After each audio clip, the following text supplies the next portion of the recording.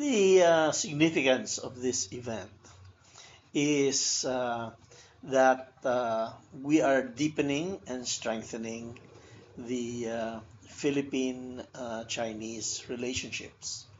Of course, we have had a long relationship through history, but recently in 2016, uh, President Duterte has made a special effort to redirect our economy and our efforts to deepening and strengthening our relationship with our neighbors, particularly China, ASEAN neighbors. And the visit of President Xi Jinping is very welcome because, as you know, strengthening relationships means a lot of interaction, personal, four eyes interaction uh, between our leaders and between our people.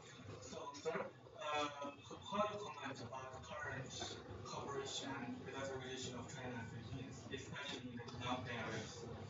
Our relationships have grown by leaps and bounds in these last 2.5 years. First of all, our tourist arrivals from China have increased at least 35%.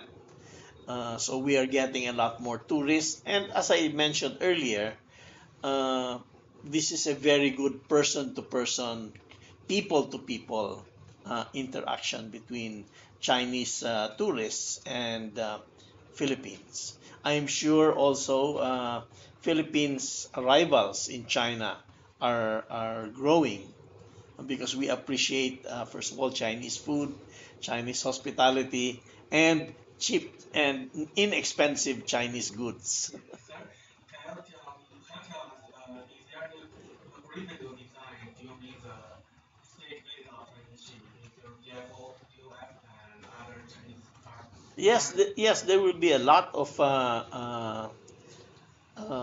agreements to be signed. The list is quite long. I don't have exactly all of them, but there are probably more than 15 agreements to be signed. As you know, in the financial field, we have signed uh, an arrangement whereby we now have a platform that was sponsored by the BSP, Bank of China, and 14 Philippine banks, wherein we can now exchange renminbi directly with Philippine pesos. This will be very good for our importers and exporters.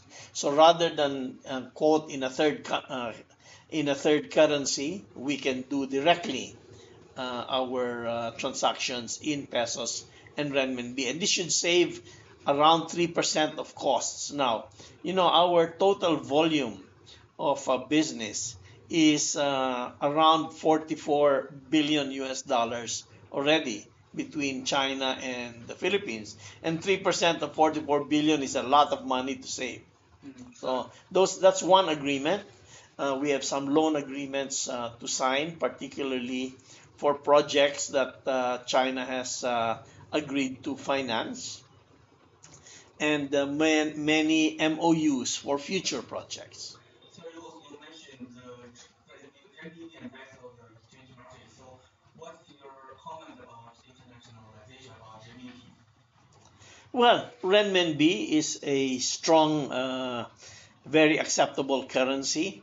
And as I said, especially with the Philippines and China, our Philippines and China is our biggest trading partner now. So no need to go through a third currency, and we should do exchange directly. Sir, let's talk about Belt and Road Initiative because Philippines is a very important country along the Belt and Road Initiative. So how do you evaluate of this initiative? The Belt and Road Initiative of China is the biggest idea that has come out in the 21st century. And it is one idea that is going to be beneficial for everybody concerned. China wants to build interconnectiveness with its neighbors. so that the neighbors will become rich and can export to China. And by being rich, they can also buy more Chinese products. Philippines is very happy to participate in the Belt and Road, particularly the maritime Belt and Road portion. So we know that in the distant past, Philippines and China did a lot of maritime trade, and by participating in this Belt and Road, particularly the maritime side, I think both China and the Philippines and our countrymen will benefit. Okay, sir. We know in the Duterte administration, they focus in the inner issues. For example, they will increase the basic allowance of Filipinos, and they also reduce poverty. So, what's your comment on cooperation between China and the Philippines in these areas? The projects that China are financing for the Philippines will certainly contribute to reducing poverty and making life more comfortable for Filipinos. Let me give you an example. The first project that we have entered into is a project whereby we will do a dam in northern Luzon, and this dam will help the farmers increase their rice production. So, in effect, it is a very good example of the type of projects that we will engage with China. The second project that we are going to sign is the Kaliwa Dam project, which will provide more stable water supply for the Metro Manila area. That definitely will benefit a quite number of people here in Metro Manila, because this project will make sure that there is a safe and steady supply of water in this area. The next large projects we are going to work with China are rail projects. The first rail project will be the Manila to Bicol. As you know, Bicol is one of the poorer regions in the country, and with this improved rail system, it will lower the cost of moving products from Bicol to the Manila area, and also reduce the cost of moving people from both areas. We are also looking at a rail project between Clark and Subic, and this project will give access to the manufacturers in the industrial zones in Clark to ship out their goods by sea through the Subic area, through the Subic ports. So again, this will be tremendously helpful to our economy. So you mentioned many of my projects, and as we know, before you joined this Duterte administration, you are the secretary of natural resource of the President Process Lido, Yeah. and you also have you worked for many famous Filipino companies, for example, BPI and Philippine Airlines. So Yeah. based your experience, what's the most important element for the development of the Philippines? I think the most important element right now for the Philippines is the provision of better infrastructure. Our economy has been growing very fast. Unfortunately, our infrastructure investment has not been growing as fast, and therefore, we are having very high costs of moving goods and people within our country. So it's very important that we have better airports, better ports, better roads, better railway systems, and together with China, we are working in this area. You didn't mention, but at one point in time, I was the chief executive officer of a copper smelter. And while I was doing that, I was the one who opened the copper market from the Philippines to China. And we were very successful at doing that. I was doing business with a state-owned company called Min Metals. And we directed most of our exports away from other countries of this is copper cathodes. We directed it more to China, and I think This was in the early 2000s, and I would like to think that I was a pioneer in directing a company's business with China. Sir, although now China is the second largest economy in the world, but 40 years before China is also an undeveloped country. So my question is, what the experience of China can benefit for the development of the Philippines? As you know, the first start of the development of China started under the leadership of Deng Xiaoping, whom I have the happy chance of meeting. I have a picture with him. Can we get a copy and show this gentleman of meeting Deng Xiaoping? And I was very impressed that his start of opening China was starting with the rural sector. Mr. Deng Xiaoping directed that the farming sector be liberalized, the economy of the farm sector, and immediately you had 800 million people who benefited from that. I mean, I'm talking of the people in the rural areas in 1980 in China, and I think that is how we should move forward. First, make sure that the rural people are uplifted and that their incomes and their lives are better.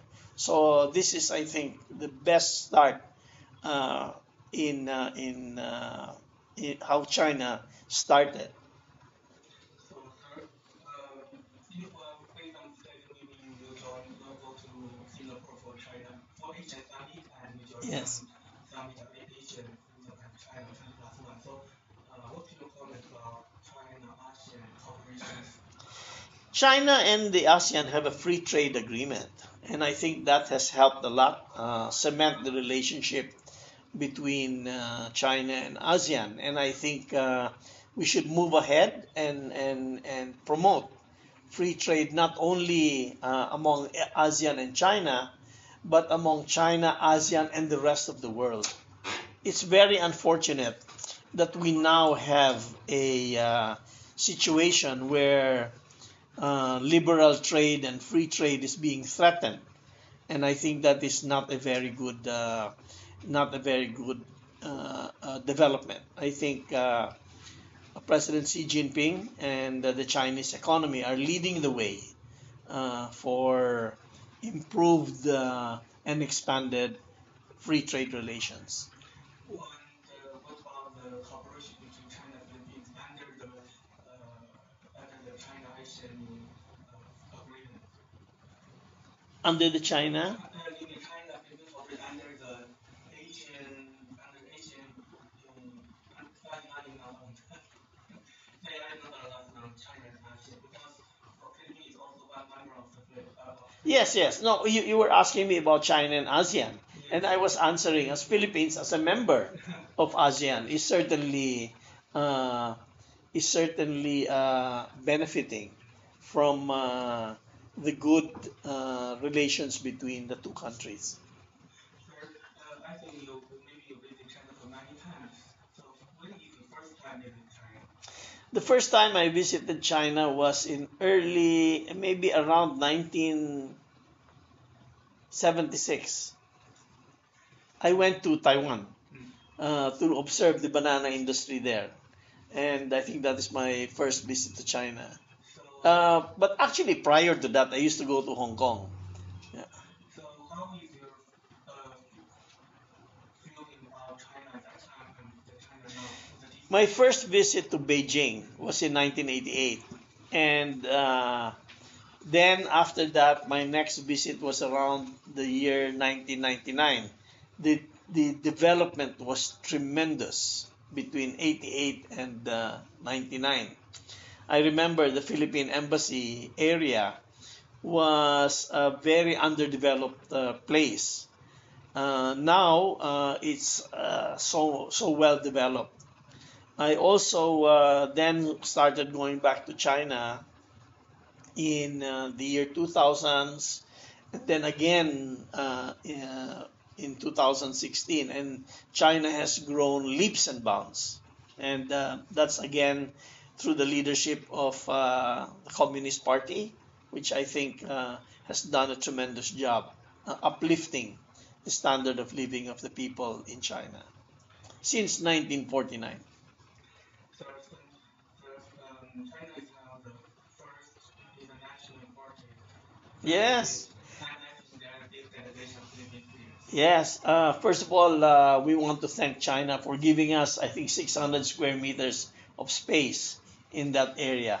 Unfortunately, I was not able to go because I had a very important cabinet meeting here, and that was to consider Philippines' participation in the Belt and Road initiative of China. So I decided to stay here and make sure that our cabinet, our colleagues in the cabinet understood the benefits of that. So Minister Zongshan of Ministry of Commerce invited me, but I had to write him a letter saying, sorry, I couldn't go. But first of all, I want to congratulate China for conducting the first ever in the world expo for imports. That's a tremendous signal to the rest of the world that China embraces open markets. So, how Philippine companies and how Philippines can get benefits from the China open market to the world? First of all, we think that we have products here that are very good for Chinese consumption, not only fruits, vegetables, but also our industrial products. And we want to make sure that China understands that the Philippines is a very competitive area and that they should also consider investing here. So, about future plan, is there any future plan or expectation to promote the China-Philippine financial cooperation, not cooperation in the future? Yes, definitely. We are going. We last year, sorry, in March of this year, we issued our first panda bond, which was very successful. It was almost 7 times oversubscribed, and we got a very good interest rate. And we are considering doing a second panda bond, probably 2.5 or 3 times the size of the first one. We want to make sure that Philippines credit is known and appreciated in China. About the collaborations to cooperate in the future, if you use one word to describe the future of China-Philippine relations, what word you would use? Robust and deep. Why? Can you explain? Yes, because we are neighbors, and I think there is a Chinese saying that it's better to have a good friend as a neighbor than a relative who is far away. So I think this is the policy both of President Duterte and President Xi Jinping, that we should be good neighbors.